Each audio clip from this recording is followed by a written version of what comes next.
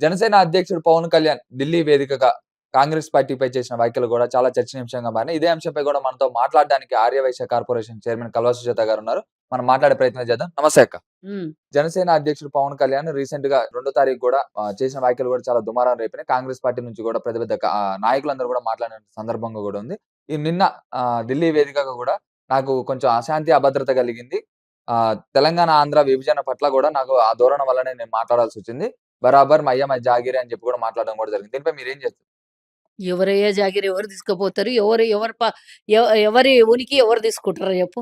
నిజంగానే ఆయనకేదన్నా తెలంగాణలో పోటీ చేయాలంటే కామ్‌గా 2018లో పోటీ చేసిండు, 23లో పోటీ చేసిండు. రాబోయే 28, 29 ఎన్నికల్లో కూడా పోటీ చేసుకోను. ఎవరొద్దన్నారు? తెలంగాణ ఆవిర్భావ దినోత్సవం రోజు తెలంగాణకొచ్చి తెలంగాణ మీద ఏదో నవనిర్మాణం చేస్తా అంటేనే మేము మాట్లాడినాం. మాకేమవసరం పని పాట లేదా? అట్లాంటోళ్ళు ఎంతోమంది వస్తుంటారు, ఎంతోమంది పోతారు. ఎయిర్‌పోర్ట్‌కి పోండి, మీకు కావాలంటే ఎన్ని విజువల్స్ అంటే అన్ని విజువల్స్ వస్తాయి. ఇంటర్నేషనల్ ప్లేయర్స్ వస్తారు, ఇంటర్నేషనల్ సెలబ్రిటీస్ వస్తారు. హైదరాబాద్‌కి ఎంతో మంది వస్తారు. అట్లా ఈయన కూడా వస్తుంటాడు, పోతుంటాడు. ఆయనతోని మాకేమున్నది? ఆయన అభద్రత పాలైతున్నట్టున్నాడు. తెలంగాణలో ఆయన భూములు స్వాధీనమైతాయనో, లేకపోతే తెలంగాణలో ఉనికి కోల్పోతున్నానో, లేకపోతే బీజేపీ నుంచి రేపు పొద్దున థ్రెటన్ ఉన్నదనో.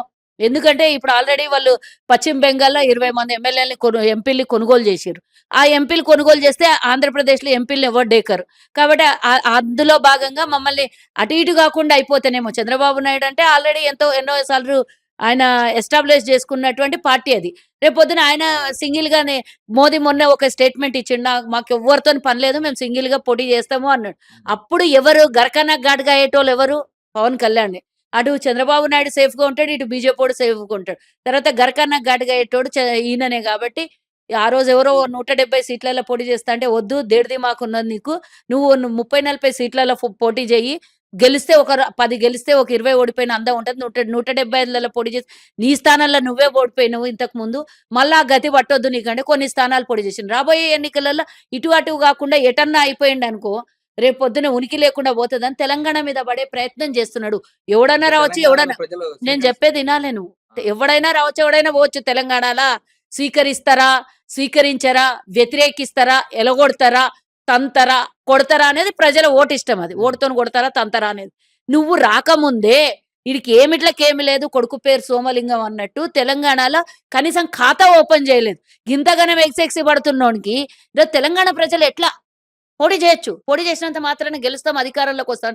తెలంగాణ ప్రజలు అంత అవివేకులున్నారా? తెలంగాణ ప్రజలు మరీ అంత మరీ చాతగానోళ్ళు అనుకుంటున్నావా? ఏదైతే నువ్వు తెలంగాణ మీద దుమారం లేపుతున్నావో, నా అయ్య జాగిరి, నా అబ్బ జాగిరి, తెలంగాణలో దిష్టి తగిలింది, తెలంగాణలో దిష్టి వల్ల ఆంధ్రప్రదేశ్ ఎండిపోయింది. అంతకు ముందేమో కర్ణాటక ఎంపీ ఒకడొచ్చి తెలంగాణ మీద పాకిస్తాన్‌తోని పోల్చి విడదీసి మాట్లాడినటువంటి వ్యక్తులు వీళ్ళందరూ వీళ్ళకి సంబంధించిన పార్టీలలోనే ఉంటారు. ఇట్లాంటి దుర్మార్గులందరూ. కాబట్టి ఈరోజు ఆయన ఇక్కడికొస్తా అంటే నోరు మెదపనట్లాంటోళ్ళు. తెలంగాణకి వేరు చేసింద్రము అనే మాట పాకిస్తాన్‌తోని పోల్చినప్పుడు ఒక్కరు కూడా నోరు మెదపలేదు. ఇదే నువ్వు తెలంగాణ మీద నిజమైన ప్రేమ ఉంటే అట్లెట్లా మాట్లాడతావు? తెలంగాణని పాకిస్తాన్‌తోని ఎట్లా పోలుస్తావు? నేను తెలంగాణలో నాయకత్వం వహిస్తున్నానుకో, అట్‌లీస్ట్ నీ ప్రతినిధులన్నా మాట్లాడాలి గదా! ఇక్కడి నుంచి. హ్మ్. ఒక్కడన్నా నోరు మెదిపిండా? బీజేపీ నాయకుడు మెదపనోడు ఈరోజు నీ హక్కు, నీ ఉనికి తెలంగాణలా గావాలంటే తెలంగాణ ప్రజలు అమాంతంగా నీ కోటాలో తెచ్చి ఓట్లేసేటంత అమాయకులైతే కారు. తర్వాత అది నీకు పైసలు బాగా ఎక్కువైనాయి, షోకెక్కువైంది పైసలకి. పోటీ చెయ్యి. ప్రతి ఒక్కనికి పైసలు ఖర్చు పెట్టాలి, పోటీ చేయాలి. సెలబ్రిటీ వచ్చిండనుకుంటాడు. ఇచ్చినయి ఏదైనా తాగనికో, మందుకో, మాకుకో, నీ జెండాలకో, నీకు తిరగనికో, ఎవరికైనా నీ నీ కార్యకర్తలకు ఇచ్చిన పైసలు కనీసం అట్‌లీస్ట్ వాళ్ళకి పనికొస్తాయి అవి. అట్లా ఎట్లన్నా దుబారంగా సంపాదించిన పైసలు ఇప్పుడు ఈ మధ్య కాలంలో సంపాదించిన పైసలు బాగున్నాయి. తెలంగాణలో అంతకుముందు దోపిడీ చేసుకున్న పైసలు మస్తున్నాయి. తెలంగాణ మీద అంతకుముందు ఎన్నో విధాల సంపాదించిన పైసల్ని తెలంగాణ ప్రజలు నీ సినిమాలు చూసి కట్టినటువంటి డబ్బులు బోలెడంతున్నయి. కాబట్టి మా పైసలు మాకే తిరిగిస్తావు కొంచెం పని చేపించుకుంటే. కాబట్టి అట్లనన్నా వచ్చి మా ప్రజలకు పైసలు పెట్టు. నీకెవ్వడొద్దన్నాడు తెలంగాణలో ఏ పని చేసినా తెలంగాణలో గాదు, భారతదేశంలో గాదు, ప్రపంచంలో ప్రతి ఒక్కరికి ఎక్కడనన్నా పోయి ఏ విధంగానైనా వ్యాపారం చేసుకోవచ్చు, ఉద్యోగం చేసుకోవచ్చు, రాజకీయ పార్టీలు పెట్టుకోవచ్చు, వాక్ స్వాతంత్రంగా మాట్లాడుకోవచ్చు. కానీ దానికో లిమిట్స్ ఉంటాయి. దానికో బార్డర్ లైన్ ఉంటది. దానికొక కనీసం మనకున్నటువంటి ఎథిక్స్ ఉంటాయి ఒకటి. ఈ ఎథిక్స్ మీద లేకపోతే ఈ సెంటిమెంట్ మీద దెబ్బ కొడతా అని ఏదైనా పిచ్చి వాగుడు వాగితే ప్రజలు చూపిస్తారు. మా కాంగ్రెస్ పార్టీని ఎందుకు గలుపుతున్నావు? ఆ రోజు నీకు తెలంగాణలో కాంగ్రెస్ పార్టీయే చేసిందంట. ఏం చేసింది? ఏం చేసింది? అంటే నువ్వు ఏం కదా పర్మిషన్ ఇయ్యట్లేదు. నీ నోటితోలుతోనే తెలంగాణ ప్రజల్ని తిట్టినావు. అదే తెలంగాణ ప్రజలు నిన్ను వ్యతిరేకిచ్చిర్రు. నువ్వు దిష్టి తగిలిందన్నావు. నేను ఆ రోజు కూడా మాట్లాడినా. హ్మ్. ఈ రోజు కూడా చెప్తున్నా. నీ తోటనే ఎండిపోతే నీ పార్టీ ఎండిపోదా అని అడిగిన నేను. హ్మ్. మా దిష్టి తగిలితే నీ తోట ఎండిపోయింది. మీ పార్టీ ఎండిపోదా? మరి నీకు అక్కడ దిష్టి తగిలినోళ్ళం ఈడ పార్టీ కూడా బయటకొస్తది. ఇక్కడ అక్కడ గాకుండా గరకన ఘాటుగా అయ్యేటట్టున్నావు. జాగ్రత్త. మాతోని అసలు అనవసరంగా పెట్టుకోకు. నువ్వు ఈడ నీ పార్టీ ఎస్టాబ్లిష్ చేసుకో. నీ కార్యకర్తలు మొన్న కూడా ఏదో మాట్లాడిండు. మా ముఖ్యమంత్రిని ఇష్టం వచ్చినట్ల పొట్టెగాడు. అదే పొట్టెగాడు భరిస్తా అంటున్నారు. పొట్టెగాడు నెత్తి మీద ₹10 పెడితే ఒక్క పైసకు అమ్ముడు అన్నటువంటి వెధవ ముఖ్యమంత్రిని ఇష్టం వచ్చినట్ల బలిస్తాను. వానికి ఏడ బలిచ్చిర్రో చూసినావు నువ్వు హ్మ్. తీసుకొని పోయి. అట్లాంటి పిచ్చి వాగుళ్ళు వాగి, పిచ్చి వేషాలేసి తెలంగాణ బిడ్డల మీద, తెలంగాణ 4,00,00,000 ప్రజలని అవమానించే విధంగా ఎవడు మాట్లాడినా కూడా ప్రజలు ఉపేక్షించరు. పార్టీని నువ్వు మమ్మల్ని ఆపాదించి, మా పార్టీ మీద బట్టగలిచి మీదేసి బురద చల్లుతా అంటే ఈడెవ్వరు ఒప్పుకోరు. నువ్వొచ్చి నీకెందుకు అంతకుముందు వారం రోజుల తర్వాతనో లేకపోతే నీ పార్టీ పెట్టి 7, 8 సంవత్సరాలైతుంది. అప్పటి నుంచి ఇప్పటిదాకా తెలంగాణ ప్రజలు యాదరానోళ్ళు కరెక్ట్‌గా ఆవిర్భావ దినం రోజు యాదొచ్చింది. ఢిల్లీలో పోయి ప్రెస్ మీట్ పెడుతున్నావు. అంటే శాతగాని దద్దమ్మలు ఇట్లా ఇష్టం వచ్చినట్ల నోటికొచ్చినట్ల మాట్లాడితే ఏం మాట్లాడుతున్నా? కాక్రోచ్ పార్టీని పెట్టుకొని దాని గురించి మాట్లాడి కాంగ్రెస్ పార్టీని మీద మాట్లాడుతున్నారు. ఏం మాట్లాడుతుర్రో మీకే అర్థమైంది. ఫస్ట్ ఆఫ్ ఆల్ సోయిలకు రండి మీరు. ఎందుకు కాంగ్రెస్ పార్టీ మీద ఎందుకంత అక్కసు అడగాలి వెలబోస్తున్నట్టు? ఆయనను పోయి. ఢిల్లీకి పో. మీ కాళోజీ టీవీ ఢిల్లీలో మైక్ ఉంటే తీసుకపోయి పెట్టి వాళ్ళ ముంగల మాట్లాడు. అడుగుండి. మీకేమైనా కక్షలున్నాయా అని? మాకేం కక్షలుంటాయి? ఇచ్చి పుచ్చుకునే ఏమన్నా మాకు ఇల్లరికం తీసుకునేది ఉన్నదా? లేకపోతే ఏమన్నా సంబంధాలు ఇచ్చి మాట్లాడుకునేదన్నా? మాకేం కక్షలుంటాయి? ఆ! అయిపోయింది. తెలంగాణ విడిపోయింది. అప్పటి వరకే ఉన్న పోరాటం. దాని తర్వాత సోదర భావంతోని అందరిని ఇక్కడ ఆంధ్ర వాళ్ళొచ్చి ఈడ ఉంటలేరా? ఆంధ్ర వాళ్ళకి మనం ఏమన్నా ఇబ్బందులు పెడుతున్నామా? ఆంధ్ర వాళ్ళకేమన్నా ఇక్కడ వాళ్ళ రైట్స్‌ని మనం ఏమైనా గుంజుకుంటున్నామా? హ్మ్. చెప్పు. ఇంతవరకు ఒక్క ఆంధ్ర వాడన్నా తెలంగాణలో నష్టం, కష్టం పడ్డటువంటి విషయం మనకు జెప్పండి. ఇప్పటిదాకా తెలంగాణ ఆ పార్టీ, ఈ పార్టీ అని నేనేమనను. తెలంగాణ వచ్చిన తర్వాత తెలంగాణలో నివాసం ఉంటున్నటువంటి వివిధ దగ్గర నుంచి వచ్చి సెటిలర్స్ ఉన్నోళ్ళను మనం ఏమైనా ఇబ్బందులు పెట్టినామా? ఇదే హైదరాబాద్ ప్రతి ఒక్కడికి అన్నం పెట్టే స్థలం ఇది. ప్రతి ఒక్కడు ఎట్లాంటోడొచ్చినా ఇక్కడ ఒక బుక్కెడు బువ్వ పెట్టేటటువంటిది హైదరాబాద్ నగరం. అట్లాంటిది మీరు మా మీద ఏదో చల్లి మీరు మంచిగా సంపాదించుకుంటున్నారు మా మీద. మీకు ఇంకా మేమేం అంటలేం గదా! నేను ఆ రోజు గూడా అడిగినా. మీ దగ్గర వాటా మాకిస్తారా? మా దగ్గర వాటా మీరు తీసుకొని ఆ! పోతున్నారు అని అడిగినా. బస్ ఇది దెలుసుకొనుంటే మంచిది. లేకపోతే నువ్వు సినిమాలో యాక్టింగ్ జేసినట్ల బయట యాక్టింగ్ జేస్తే మాత్రం ప్రజలు నీకెట్లా సమాధానం మాయ మీద ఎందుకు పడ్డాడు నాకు ఫస్ట్ ఆఫ్ ఆల్ ఆడేమన్నా తీసేస్తా అంటుర్రా ఏంది? జనసేనని దొబ్బి పక్కకేస్తా అంటుర్రా ఏంది? ఉనికిని ఆయన అన్నాడు గదా! కాపాడుకోవడానికి ఆంధ్రాలో ఈ అన్ని దిక్కులేదు గాదు. నేను తెలంగాణ. అడిగిన మాటలకు సమాధానం జెప్పాలే. ఉనికి లేకుండా పోదాం అనుకోని భయంతోని ఉనికిని కాపాడుకోవడానికి అట్‌లీస్ట్ తెలంగాణలో తిరిగి హైలైట్ అయ్యి దేశవ్యాప్తంగా ఒక జనసేన పార్టీ ఉందని చూపించుకుందాం అనుకుంటుండేమో. ఇగ నాకు సంబంధం లేదు అది. ఏమన్నా ఉంటే అక్కడనే ఉండొచ్చు. నేనైతే ఇప్పుడు చెప్తున్నా. బరాబర్ చెప్తున్నా. పశ్చిమ బెంగాల్‌లో బీజేపీవోళ్ళు 20 మందిని గుంజుకున్నారు. ఇగ చరిష్మా చంద్రబాబు నాయుడుది తక్కువైతది. ఇగ ఈయనదైతే అటు ఇటు కాకుండా ఉన్నాడు కాబట్టి ఈయనది కూడా మొత్తం పోతదని భయంతోనే అంటే ముందస్తుగా ఆంధ్రాలోనే దిక్కులేదు. తెలంగాణలో ఏమన్నా తెలంగాణలో లేదా నాకేందుకున్నారు? బీజేపీ విసిరిన బాణమన్నా అయ్యుండాలి తెలంగాణ మీద. హ్మ్. మా మీద ఇట్లాంటి వేషాలేస్తే బీజేపీకి ఉన్న ఉనికి కూడా అంటే పోతది. బీజేపీ నాయకులు నే ఎవ్వరు నేను కూడా నేను ఇంతవరకు కూడా దానిపై స్పందించట్లేదు. వాళ్ళందరూ ఎందుకు కూడా స్పందిస్తారు? వాళ్ళకి సంబంధించిన వ్యక్తే గదా! ఆ! వాళ్ళ వాళ్ళ లోపల ఎన్‌డీఏలో భాగస్వామ్యమే జనసేన పార్టీ. కాబట్టి బెంగుళూరోడు మన తెలంగాణని తిడితే, ఎంపీ తిడితే ఏమన్నా నోరు మెదిపిన ఉల్టా సమర్థించిర్రు. హ్మ్. ఇప్పుడు కూడా కేంద్ర మంత్రి సమర్థిస్తున్నారు. సమర్థించిండు. ఇక్కడ ఉన్నటువంటి ఎమ్మెల్యేలు, మంత్రులు స్పందించిర్రు. మొన్న బండి సంజయ్ కొడుకుదయినప్పుడు సమర్థించుకున్నారు. నిన్న టీఆర్ఎసోడు ఒక పిల్లని మానభంగం చేసి పైనుంచి కిందికి తోసేస్తే వాళ్ళ మీద ఎగబడ్డారు టీఆర్ఎసోళ్ళ మీద. అంటే ఎట్లా అవకాశం వస్తే అట్లా.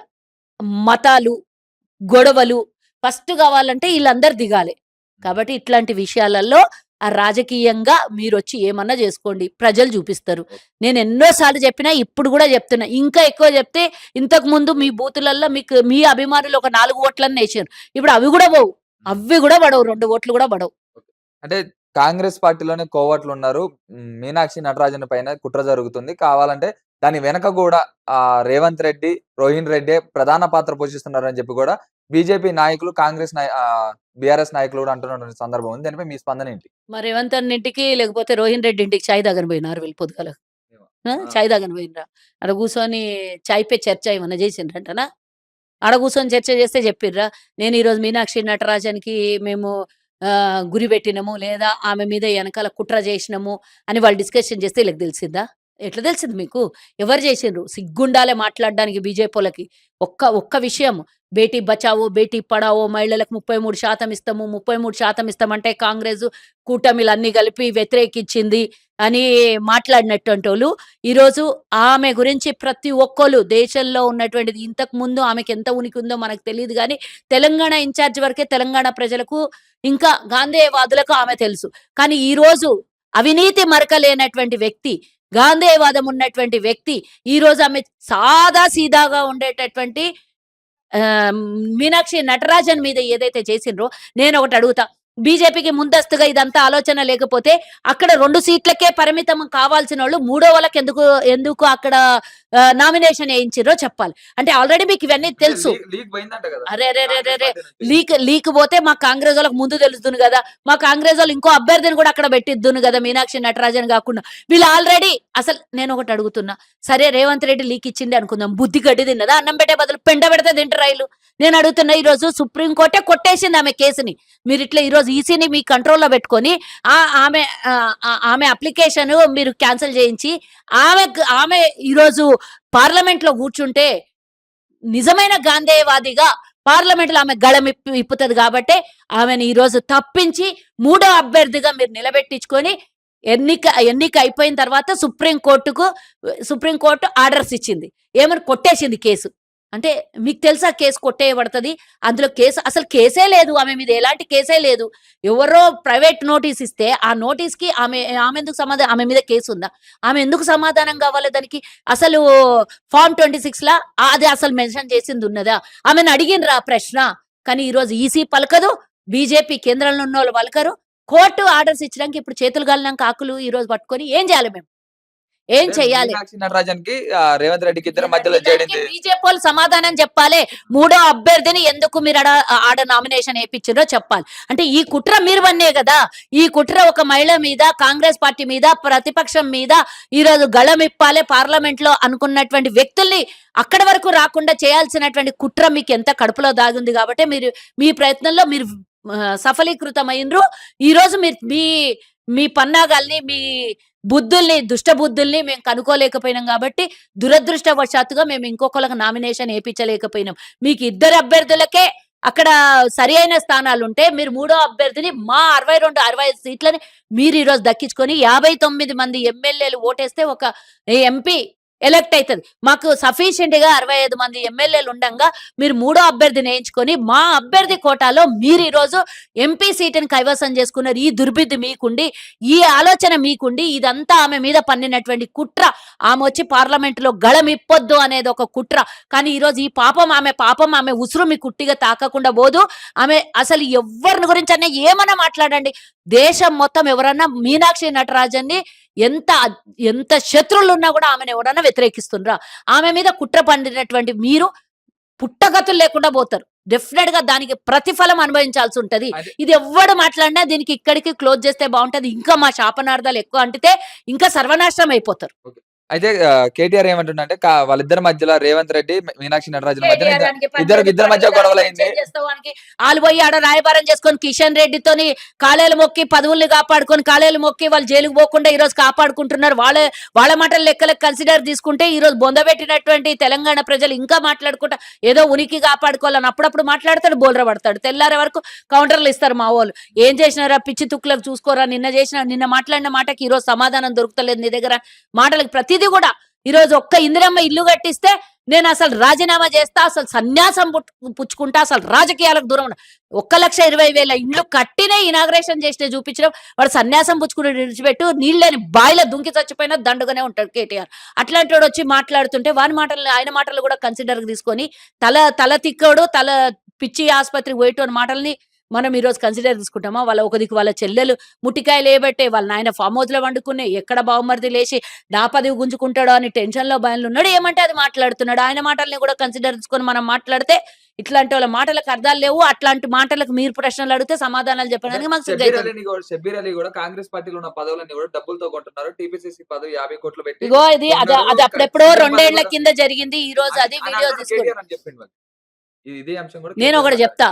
గతంలో కొన్ని వందల మంది మీరు డబ్బులిచ్చి పదవులు ఇచ్చిండ్రు అనేది మాకున్నటువంటి సమాచారం. అవన్నీ బయట పెడితే నీళ్ళు లేని బావిలో దూకి చచ్చిపోతావు. అది అక్కడ జరిగినటువంటి రాజకీయాల్లో భాగంగా ఆల్రెడీ మా పీసీసీ గారు సమాధానం ఇచ్చిండ్రు. దానికి ఆల్రెడీ ఆయనకు షోకాజ్ నోటీస్ పంపించిండ్రు. దాని విషయంలో ఏమున్నా అధిష్టానం మాట్లాడుతది. అట్లాంటి పిచ్చి పనికిమాలిన మాటలు ఈడ మాట్లాడి మీరీరోజు దోపిడీ చేస్తే జగదీశ్వర్ రెడ్డి యాడుండే? గ్లాస్‌లో సోడా కలిపేటోడు ఈరోజు వేల కోట్ల రూపాయల ఆస్తులు ఎడికెళ్ళొచ్చినాయో చెప్పాలె. కేటీఆర్ చిప్పలు కడుక్కునేటోనికి ఈరోజు లక్షల కోట్ల ఆస్తులు ఎడికెళ్ళి వచ్చినాయో చెప్పాలి. కవితమ్మకు బుర్జు ఖలీఫాలో ఇల్లు కట్టుకోవడానికి ఏడికెళ్ళి పైసలొచ్చినాయో చెప్పాలి. కేసీఆర్‌కి 10 ఎకరాల పొలం లేనోడు 1000 ఎకరాల ఫార్మ్ హౌస్‌లో ఎట్లుంటున్నాడో చెప్పాలి. వీళ్ళు చేసిన దోపిడీ గురించి మాట్లాడి కూసుంటే చాంతాడంతుంటది. ఇగ అవన్నీ నాతోని మాట్లాడించకు. ఆ! ఫైనల్‌గా ఏం చెప్పదలుచుకున్నారు? ఏం ఆహ్, చెప్తా? ఆహ్, మీనాక్షి నటరాజన్‌పై కుట్ర జరిగిందా? జరగలేదా? ఒకవేళ పాపం దీని వెనక కాంగ్రెస్ ఉందా? బీజేపీ పార్టీ ఉందా? ఎవ్వడు లేడు. బీజేపీ కుట్రతోనే జరిగినటువంటి అనర్థం ఇది.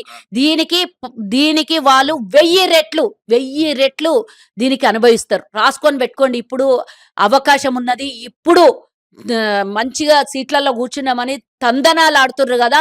ఒక్కసారి దిగిపోయినాంక ఆ ఉసురు తగిలి, ఆ పాపం తగిలి టీఆర్ఎసోళ్ళు ఎట్లా సస్తున్నారో అంతకన్నా ఎక్కువగా అంతకన్నా ఇదైపోతది. చెప్తున్నాం గదా! ఈరోజు యువత మేల్కొన్నారు.